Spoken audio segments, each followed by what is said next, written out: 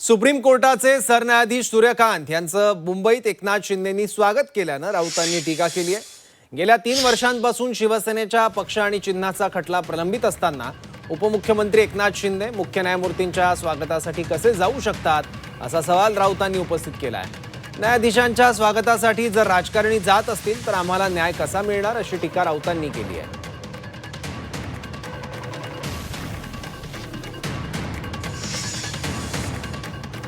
Justice delay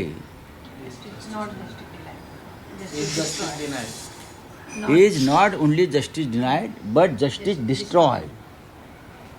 बरोबर आहे। मग तुम्ही जस्टिस डिस्ट्रॉय केलात ना आमचा। अशा प्रकारे तुम्ही जो वारंवार शिवसेनेवरती अन्याय करताय बाळासाहेब ठाकरेंच्या, तुम्हीच सांगितलं जस्टिस डिस्ट्रॉय। मग जस्टिस डिस्ट्रॉयचं प्रायश्चित जस्टिस सूर्यकांत घेणार आहेत का? जस्टिस सूर्यकांतना भविष्यात राजकारणात यायचं आहे, माझी माहिती आहे बरं।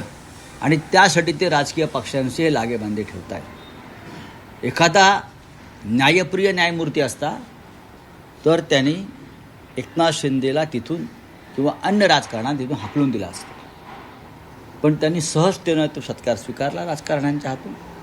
अत्यंत सहजतेनं एअरपोर्टवरचं स्वागत स्वीकारलं। ही अत्यंत लाजिरवाणी गोष्ट आहे। मुळामध्ये संजय राजाराम राऊत आणि अर्बन नक्षलांमध्ये काहीच फरक नाही। ज्या पद्धतीने देशाची न्याय व्यवस्था, देशाची राज्य व्यवस्था, राजकीय व्यवस्था आणि सगळे जे काही सत्ता केंद्र आहेत ह्यांच्याबद्दल अविश्वास निर्माण करण्याचा अजेंडा जो अर्बन नक्षलांचा असतो, तसा अजेंडा हा संजय राजाराम राऊत आणि ह्या लोकांचा आहे। आणि म्हणून त्यांना ना न्यायव्यवस्थेवर विश्वास आहे, नाही कुठल्या दुसऱ्या सत्ता केंद्रावर विश्वास आहे।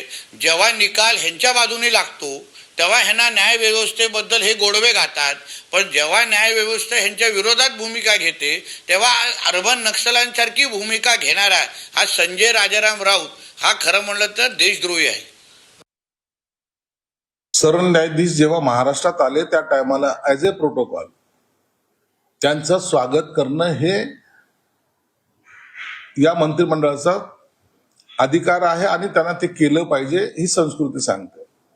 म्हणून एखाद्याचा स्वागत केलं, सरन्यायाधीशासारख्या माणसाचं स्वागत केलं म्हणून त्यांच्या असलेल्या कामकाजावर कोणताही परिणाम होत नसतो।